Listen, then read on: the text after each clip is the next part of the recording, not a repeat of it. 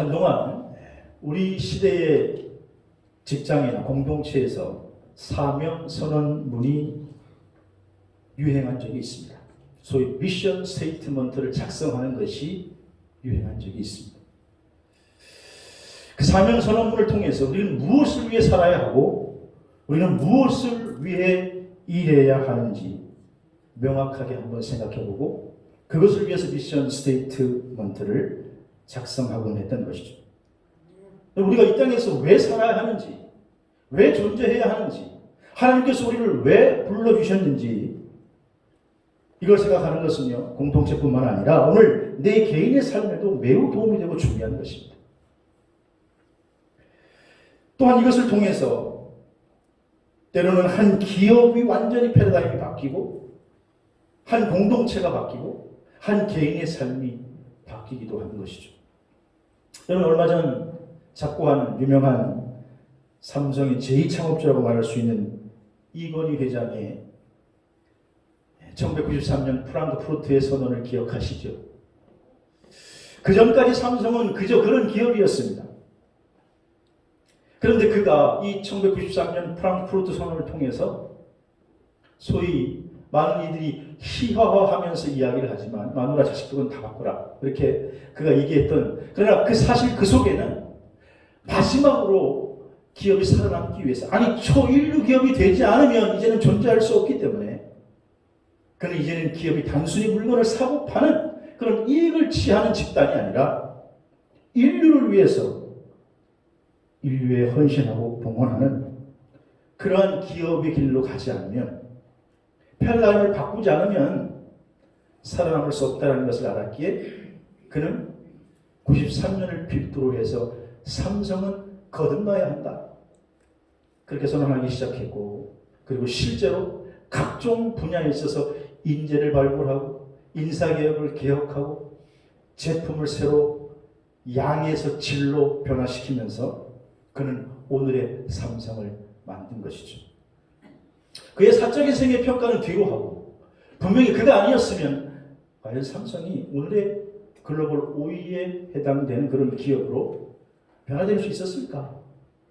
아마 그렇지 않을 것입니다.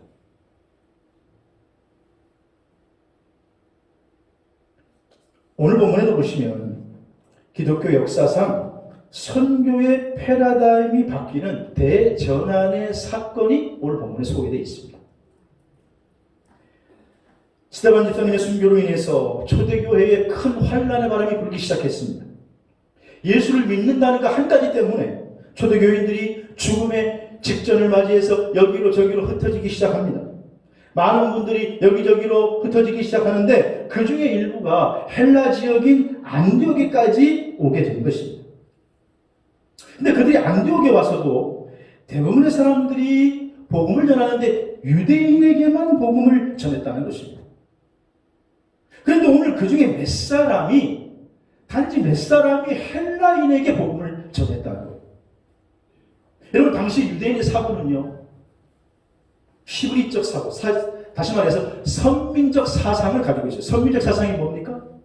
구원은 누구만 받는다? 유대인들만 받는다는 거예요. 구원은 자기들만 받는다는 거예요. 그래서 복음을 다른 사람에게 전할 필요가 없는 것이에요. 이방인은 구원의 대상이 아니라는 것입니다. 이게 바로 선민 사상을 가진 히브리의 사고거든요. 그러니까 예수를 믿어도 이방인들에게는 복음을 전하지 않는 거예요. 그래서 환난을 피해서 지금 안디옥에 갔지만 거기서도 복음을 전하는데 유대인에게만 복음을 전하는 거예요. 근데 오늘 본문에 보니까 몇 사람이, 오늘 21절에 보니까 몇 사람이 주의 손이 함께하사, 주의 손이 함께하사 유대인 아닌 이방인에게 복음을 전했는데 부흥의 역사가 나타나게 된 줄로 믿습니다. 오늘 저희들 만나게 1960주년 기념주의를 드리고 있습니다. 우리 교회는 1960년 11월 11일 빼빼로데이에 성암교회를 출발했습니다. 군목으로 오셨던 분들이 간간히 와서 복음을 전하면서 예수 믿는 분들이 모이면서 그렇게 시작이 되었던 것이죠.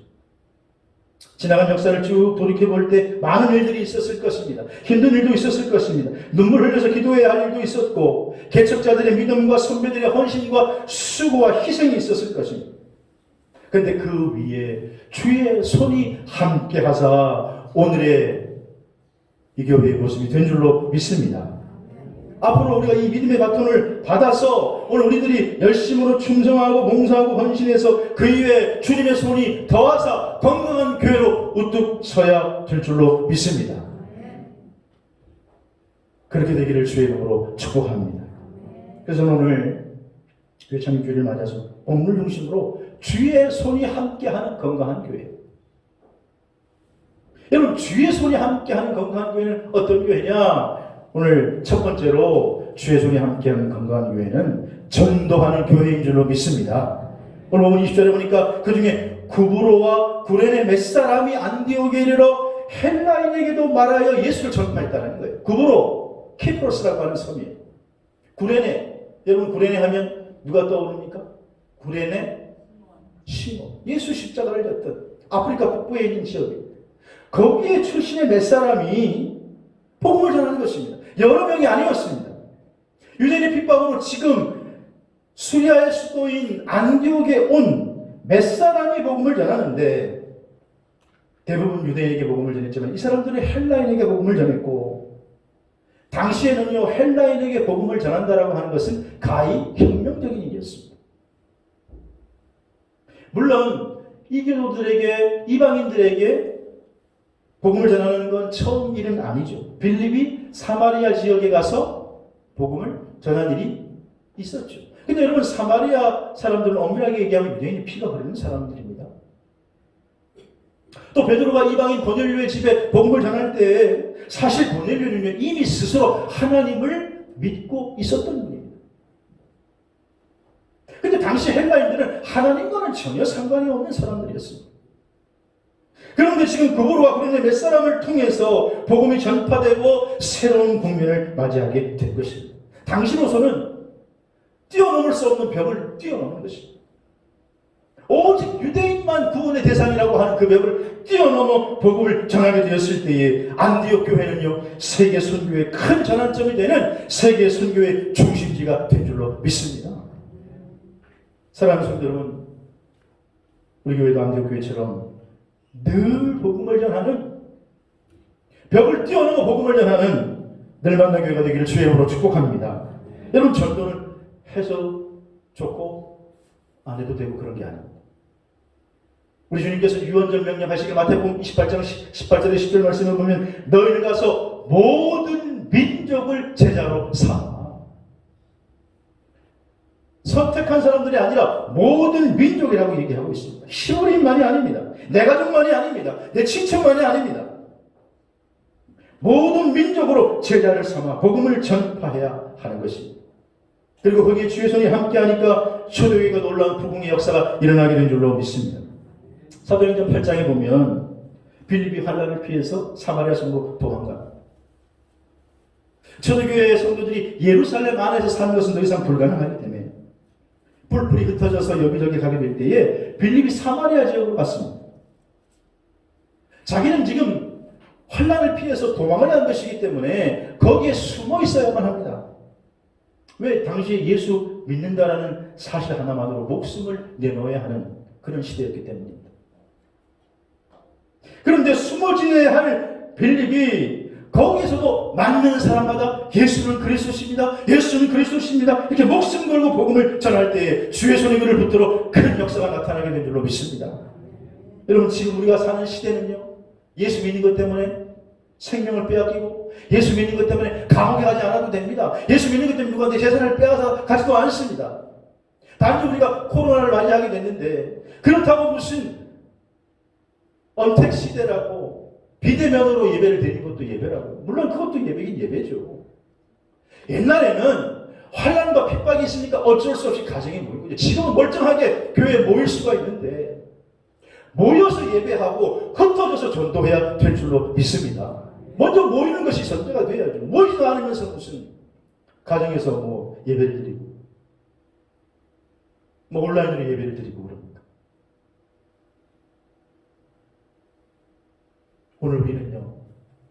먼저 주님 앞에 모여서 예배를 드릴 수 있는 겁니다. 그리고 그 다음에 흩어져서 전도하는 것이죠.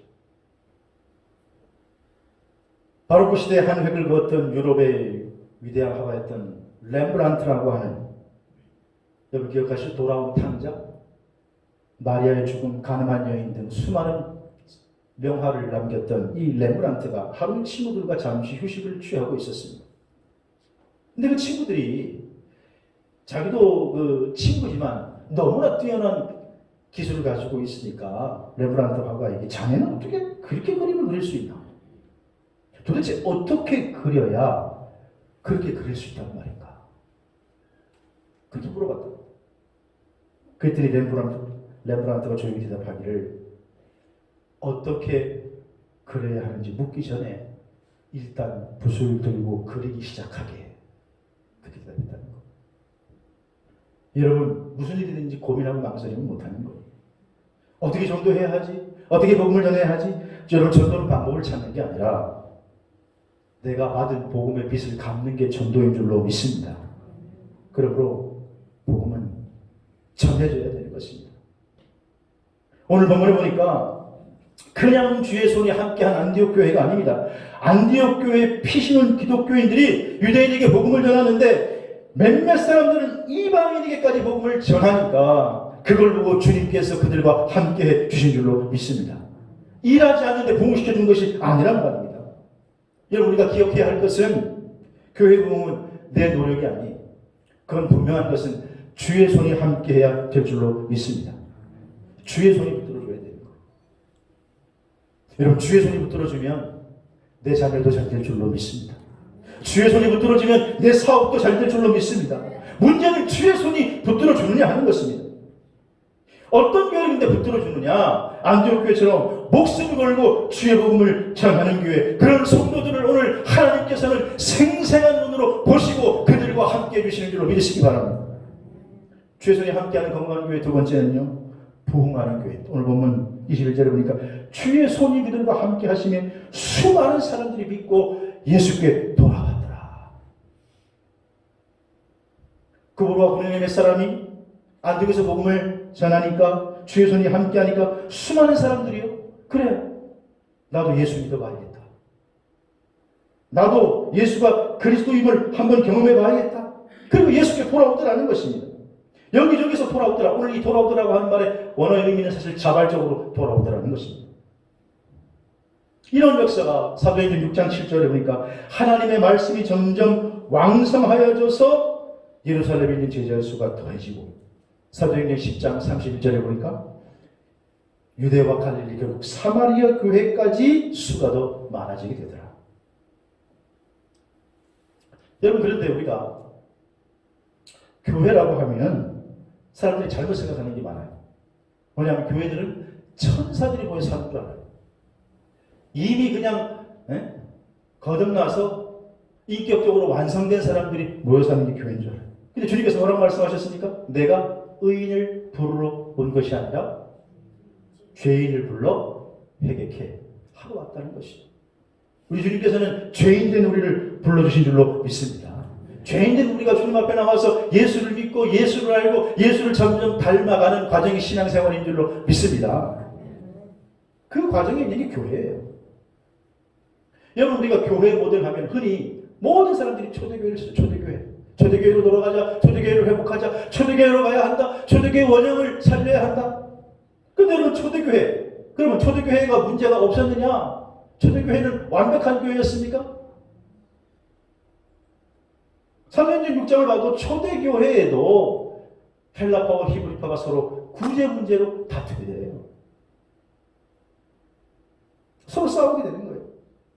고린도 교회는 말할 것도 없고 갈라디아 교회, 에베소 교회 다 문제를 안고 있었습니다. 그런데 주의 손이 함께하사 그 가운데 기도하는 자들, 헌신하는 자들을 통해서 그 문제가 해결되고 나니 교회가 점점 부흥하게 된 줄로 믿습니다. 오늘 창립 60주년을 맞이하는 일만나 교회, 큰 교회라고 말할 수 없습니다. 그러나 전 담임 목사로서 건강한 교회라고 생각을 하고 있습니다. 동의하시면 아멘. 그거밖에 동의 안 합니까? 그러나 여러분, 교회는요, 문제가 있을 수가 있어요. 언제나 교회는 문제가 있어요. 끊임없이 문제가 찾아옵니다. 우리 인생의 문제도 마찬가지잖아요. 그런데 문제로 보면 문제는 문제가 되지만 문제로 보지 않으면 문제는 문제가 안 되는 줄로 믿습니다. 다시 문제로 보면 문제는 문제가 되지만 문제로 보지 않으면 문제는 문제가 안 되는 줄로 믿습니다. 한번 따라해 볼까요? 시작. 문제는 아멘. 아멘. 중요한 것은요, 신앙생활 할 때 문제 앞에 겁을 먹는 게 아니라 주의 손이 함께하도록 기도하고 그 문제를 주님께 맡겨드리면 그 문제와 갈등은 해결되고 점점 흥황하는 교회, 부흥하는 교회를 세워주실 줄로 믿습니다. 그러기 위해서는 우리가 먼저 첫 번째 말씀을 알아요. 말씀을 알아요. 하나님의 말씀을 힘써 알아요.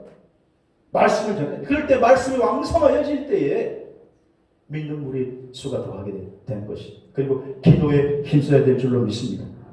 형식적인 기도가 아니라 문제를 놓고 문제를 하나님 앞에 맡기고, 다니엘 기도도 지금 그래서 하는 거죠. 문제를 하나님 앞에 맡기고 우리가 해결할 수 없는 이 문제를 보지 않고 하나님께 맡기면 저는 하나님의 손이 함께 하시면 해결되는 줄로 믿으시기 바랍니다. 그러면서 우리의 삶이 점점 변화되어 가는 것이, 우리의 삶이 하나씩 주님을 닮아가는 것이. 인도의 선교사였던 맥스웰이 인도를 선교하기 위해서 언어 공부를 하는데 너무 어려운 점이 많은 거예요. 왜냐하면 인도의 언어가 너무 많기 때문이에요. 언어가 너무 다양해요. 여러분, 한국이 살기 좋은 건 왜 그런지 아십니까? 한국은요, 제가 강원도 사투리를 쓰더라도 마카 뭐예요 해도 대충 알아들어요. 이 말투를 가지고 경상도에 가서 말해도, 전라도에 가서 말해도, 충청도에 가서 말해도 우리는 다 뜻은 알아들어요. 그죠? 하나의 언어를 쓰기 때문에 그래요. 근데 인도는 너무 언어가 다양하더라는 거예요. 여러분, 인도 화폐 보시면 거기 22개의 언어가 있다는 거 아십니까? 그러니 다른 동네 가면 저는 말을 못 알아듣는 거예요. 전도하기 너무 힘든 거예요. 그래서 맥스웰 선교사가 하루는 어느 마을에 들어가서 힌두인 한 사람을 붙들고 내가 좀 말을 좀 가르쳐 달라고, 내 돈 얼마든지 줄 테니까 내가 좀 말을 가르쳐 달라고. 근데 이 힌두인이 얼마든지 돈을 주겠다고 그랬는데 한마디로 딱 거절하더래요. 난 당신에게 말을 가르쳐 줄 수 없습니다. 왜 그러냐고, 도대체 왜 그러냐고 그랬더니 당신하고 함께 있어서 당신에게 말을 가르쳐 준 사람 치고 그리스도인이 되지 않는 사람이 없습니다. 그래서 내가 예수 믿을까봐 나 당신에게 말 가르치기 싫다는 거. 무슨 말? 이 선교사와 말을 나누고 말을 배우고 교제하면 그의 삶을 따라가고 그러니 그리스도를 믿게 되더라는 거예요. 만약에 오늘 여러분 삶을 통해서 주변 사람들이 예수님을 알게 되고 깨닫게 되고 여러분 때문에 우리 교회가 건강한 교회로 세워지기를 주의 이름으로 축원합니다. 세 번째로 주의 손이 함께하는 건강한 교회는요, 은혜가 넘치는 교회인 줄로 믿습니다. 오늘 23절을 보니까 하나님의 은혜를 보고 기뻐하고 모든 사람에게 굳건한 믿음으로 주와 함께 머물러 있으라고 권했다고 기록하고 있습니다. 자, 예루살렘 교회에서 가만히 보니까 안디옥 교회의 예루살렘 교회에서 선교사를 파송한 것도 아닌데 환난을 피해간 몇 사람들이 복음을 들었는데 교회가 막 세워지는 거예요. 부흥하는 거예요. 그러니까 더 이상 가만히 있을 수 없어서 예루살렘 교회에서 바나바를 공식 선교사로 안디옥에 파송해요. 야, 거기 교회가 세워졌더라. 가서 좀 살펴봐라. 정말로 그런 일이 벌어지는지. 가보니까 정말로 거기에 이방인들도 예수를 믿고 회개하고 하나님 앞으로 돌아오는 역사가 폭발적으로 나타나는 거예요.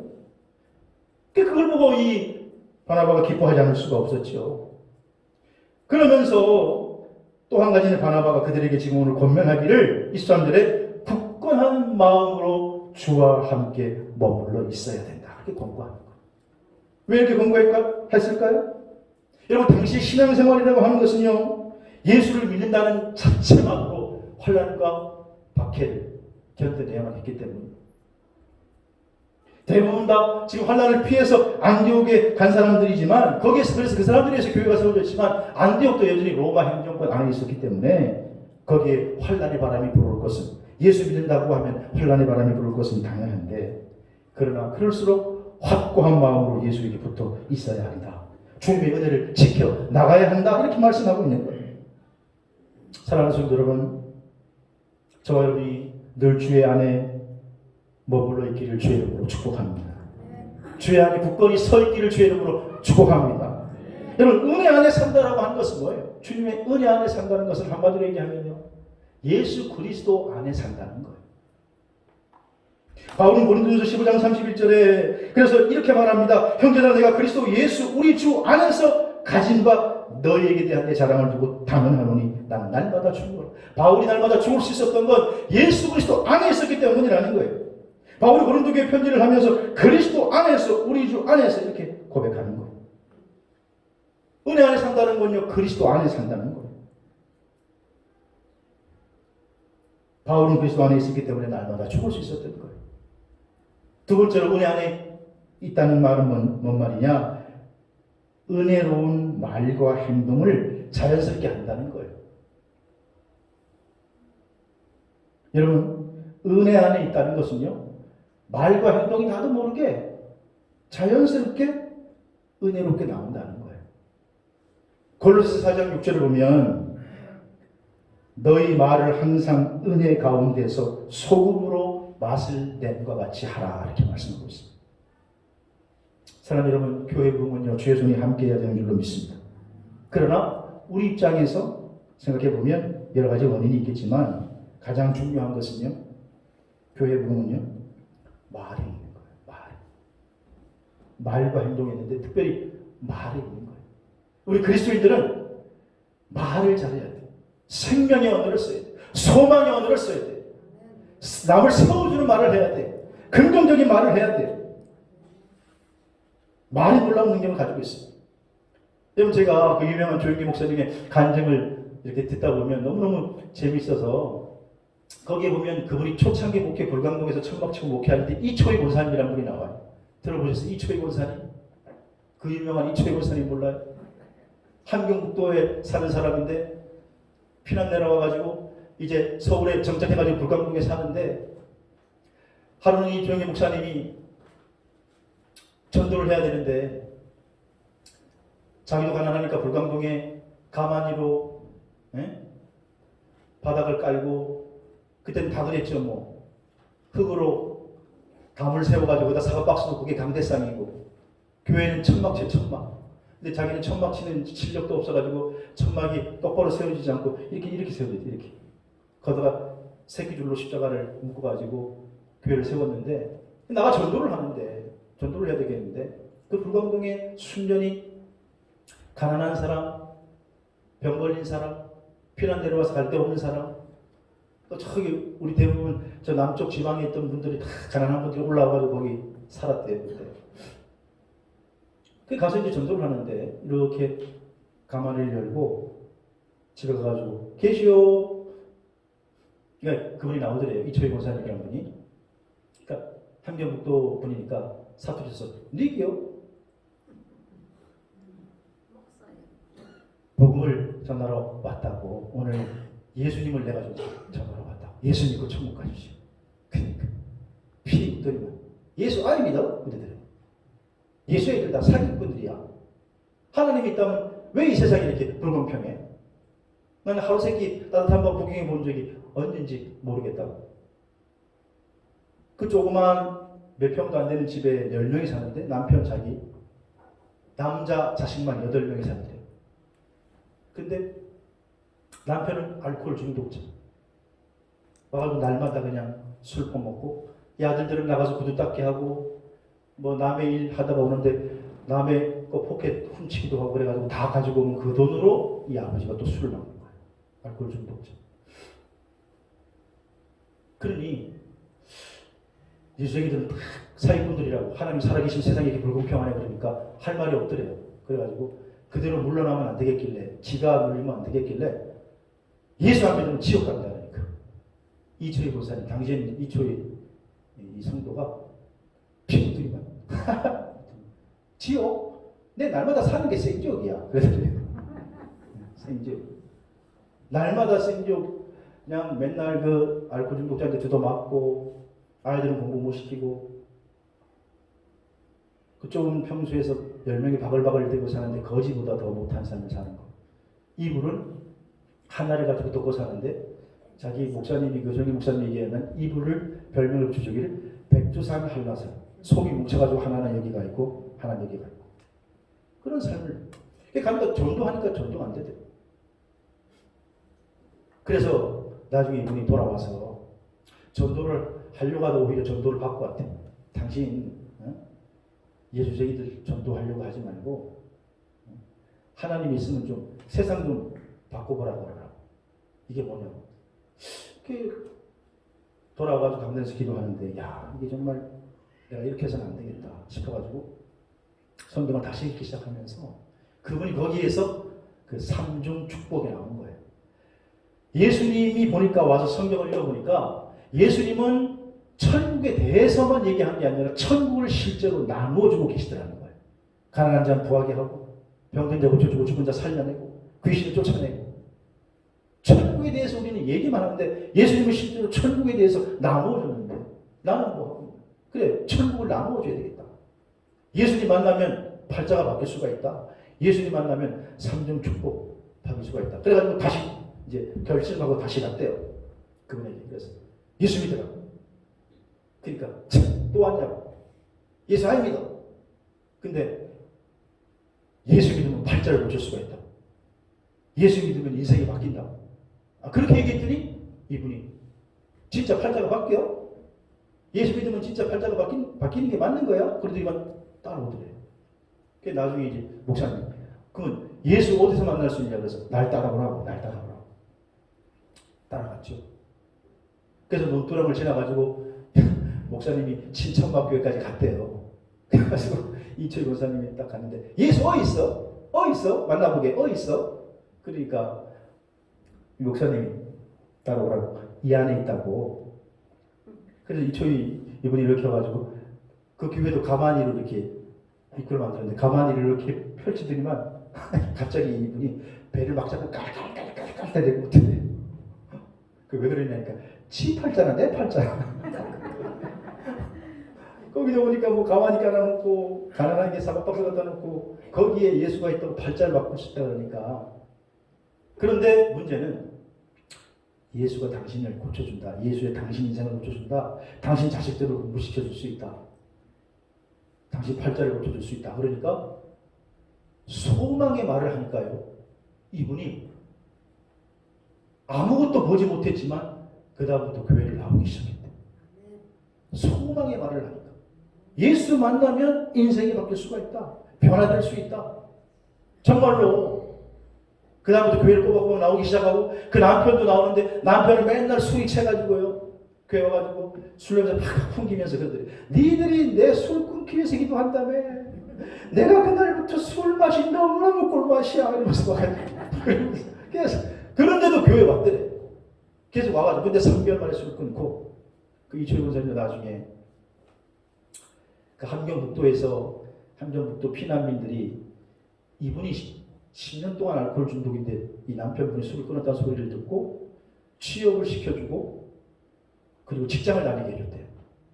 그래가지고 그다음부터 이분의 삶이 바뀌기 시작하고 나중에는 결국 그 교회 권사님들 나중에 자녀들이 잘 돼가지고 미국에서 사신다는 얘기를 들으면서 여러분 소망의 말이 인생을 바꾸는 줄로 믿습니다.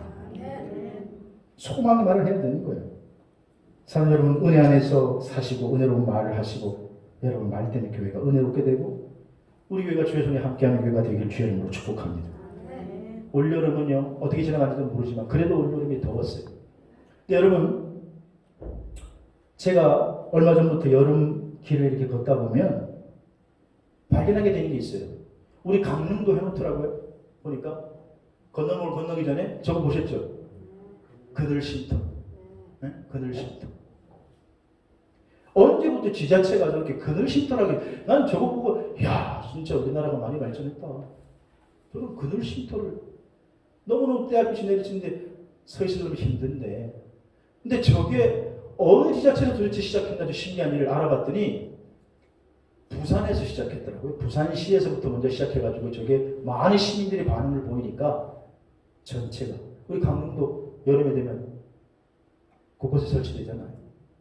여러분, 저것을 보면서 우리 교회가 무엇보다도 그늘 쉼터와 같은 교회가 되어야 될 줄로 믿습니다. 문득 우리 인생도 어쩌면 지금 때학빛을 걸어나가는, 한여름 때학빛을 걸어나가는 것과 마찬가지. 여러분, 우리가 코로나를 상상이나 했습니까? 내 힘으로 해결할 수 없는 문제들이 지금도 기약 없이 하나씩 둘씩 찾아오는데, 오늘 그럴 때 우리 늘 만난 교회가, 하나님의 교회가 교회답게 되고 세상에 소망을 줄 수 있는 그늘 쉼터 같은 교회가 되었어요.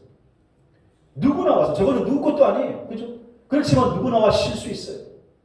여러분, 교회는 누구의 것이 아니에요. 목사의 것이 아니에요. 장로의 것이 아니에요. 예수 그리스도 그분의 것인 줄로 믿습니다.